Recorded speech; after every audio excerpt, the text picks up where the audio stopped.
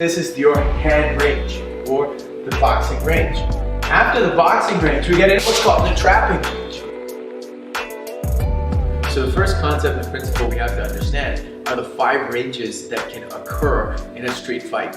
So the first range and the longest range is kicking range. Okay, so if he's got a fighting stance, the kicking range is the range at which I can kick. It's a range at which I can kick. It's a range at which I can kick. It's a range at which I can kick. Okay, this is the kicking range. Now if you notice, I'm not going over here and throwing some head kicks. Those are great for fighting, for sport, and if you're really good at throwing a head kick, you can do it. But in a street fight, we're going to keep everything low, low, to the groin. Sometimes we're going to go to the liver, but very rarely. Most of the time, we're going to keep everything from the groin and lower to give you a better chance of success.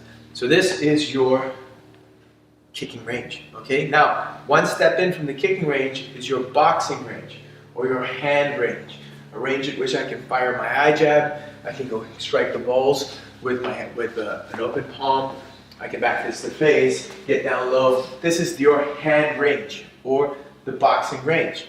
After the boxing range, we get into what's called the trapping range, okay? The trapping range is a point where right there, his hands are there, in between boxing and in between the clinch, is trapping for a brief moment, okay? Can you catch that? For a brief moment, that's where it's going to come out. So for a brief moment, that's where the trapping range comes in. His hands are, bam! There's a quick moment, and that's called the trapping range, okay? Right after the trapping range, we have the clinch range, okay? This is the clinching range. This is the tight clinch. Go for the tight clinch.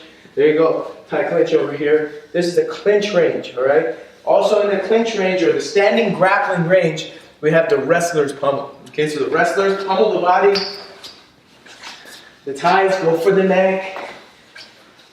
And this is going to be your standing grappling range, okay? And finally, last but not least, please on the ground, we're going to have the ground fighting range, okay? When we're in an altercation and we're on the ground and somebody's on top of you, getting ready to beat you, okay? So those are your 5 ranges of combat.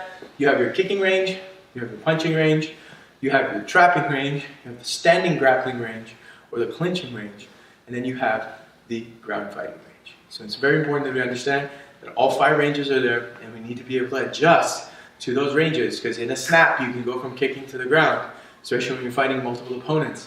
And we need to be prepared for each of these ranges so that we can execute our strategy successfully, get back up, and return home safely.